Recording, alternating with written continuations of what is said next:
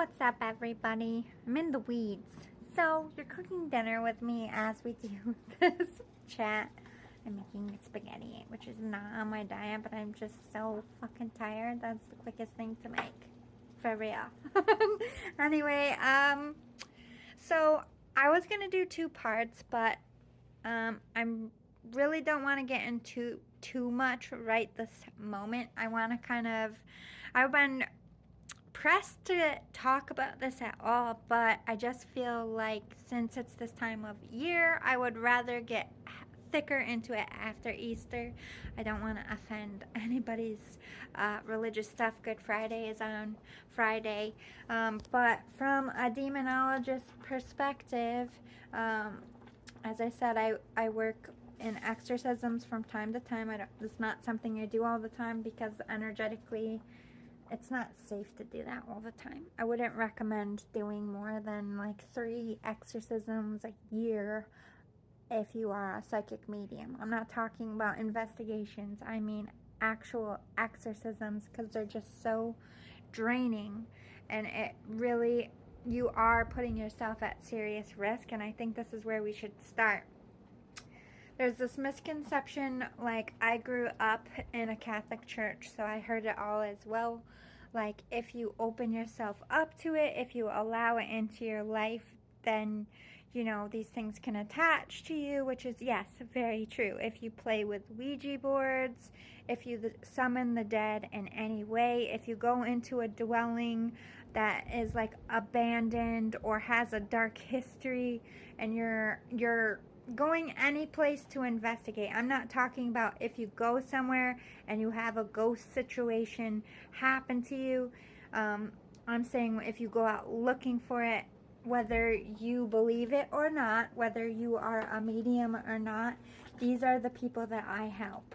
A lot of the times they're paranormal investigators who have been investigating properties or deaths or whatever, not understanding that they are not communicating or connecting with anything that was ever human. And I'm getting into the thicker stuff because there's a lot I don't want to tell you, because there is a protection that religion gives you. Sometimes your ignorance can actually save you, but most of the time your ignorance is what makes you vulnerable. A lot of people who are susceptible to possession are people who are grieving, like literal deaths, especially if you lost your children. One of the biggest hauntings that I find are old hags. Look it up, Google it. I don't have time to get into it, but old hags are particularly connected to women who lose their babies. Old hags are demonic spirits that are associated with paralysis, like being in bed and not being able to move, and you actually have a demon on top of you, and most of the time they just horrifically scream in your face, and as they're screaming in your face, they're taking energy by your fear. They're called old hags because they look old, decrepit, and as demonic as they come, and they are the most popular haunting in all of the world, whether you are in Europe or the United States, because they are attached to grief. Most importantly, women, especially if you are going through postpartum depression, had a new baby, lost a baby, or a miscarriage. I don't know why these things fucking become a target to you. I think the demonic just likes women who suffer, to be honest, but it does happen to men too as well. They really don't have a preference. They just have easier access to attack people when they're grieving. So if you are experiencing sleep paralysis, if you are experiencing growls or shadow figures, I don't attach shadow figures, and I don't say this loosely. There is a difference between seeing a shadow figure and seeing something flash by. Like, have you ever seen something out of the side of your eye where you thought something walked by, like you saw an actual shape? I do not call that a shadow figure. That is an actual spirit. The side eye stuff, what I call a shadow figure is when you're looking right at it and it looks like a dark cloud in your room, or it's in the shape of a person, but there's no features. That is never, I don't give a fuck how much experience you have. I am ancient on this earth. That is never a human spirit. They are fucking with you. No human spirit attaches to earth in that way. However, a human spirit who is connected to a demon, who actually took their own life or was killed by the demon, can show themselves to you as a shadow figure because they are now demonic. A slave to the demon in some sense. That is a real thing.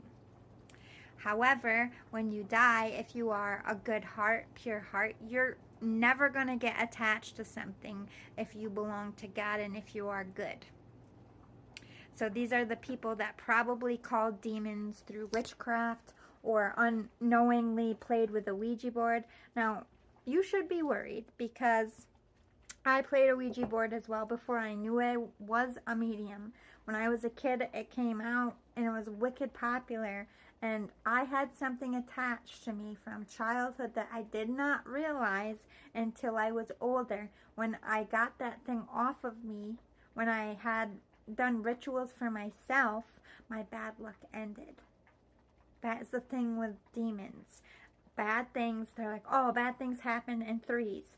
They're mocking the Holy Trinity. When something happens in threes, it is always attached to a negative connotation.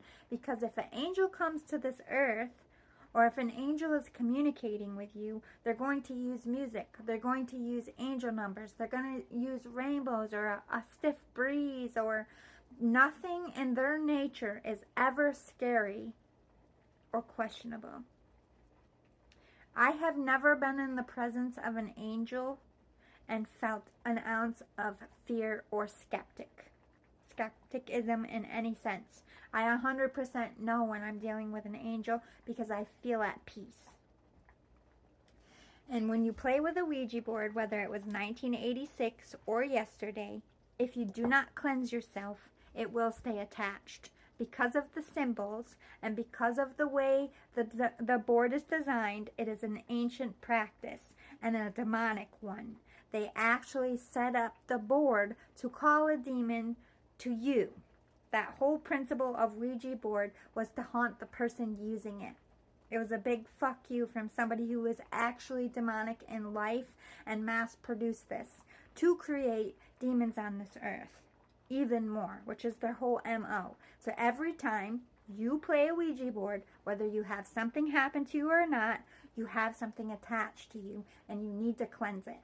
And it's attached to your prosperity, it's attached to your health, it's attached to your wealth, it's attached to your mental being. Just by touching that fucking board or by putting your hand on it, whether anything happened to you or not, cleanse yourself. I'm telling you, I do hauntings all the time. A lot of the shit is from people picking it up and bringing it home through a self-made Ouija board or a bought one. They are my biggest pet fucking peeve. Don't touch it. Don't have it in your house. Don't burn it.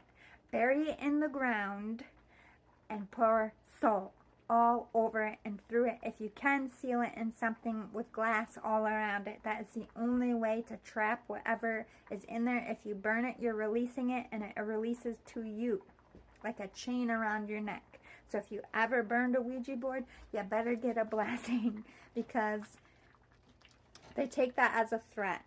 The thing with demons is they'll wait. They'll be nasty little fuckers and wait for you to have a child and torment that fucking child through their whole childhood and cause a rift between you and your child because you didn't believe that your kid was seeing something and they tried to tell you, and when they grow up they're never going to forgive you for it. That's how evil and rancid those fucking demonic pieces of shit are. And a lot of people who are human before they die try to create more links for you to get into things. I'm not going to go down that road because it's too much. I guess this is a part 2. I'm sorry. But overall, don't touch a fucking Ouija board, part 1. Main message. Ever. get a blessing if you did. Go say a prayer. You can look them up online or say it yourself.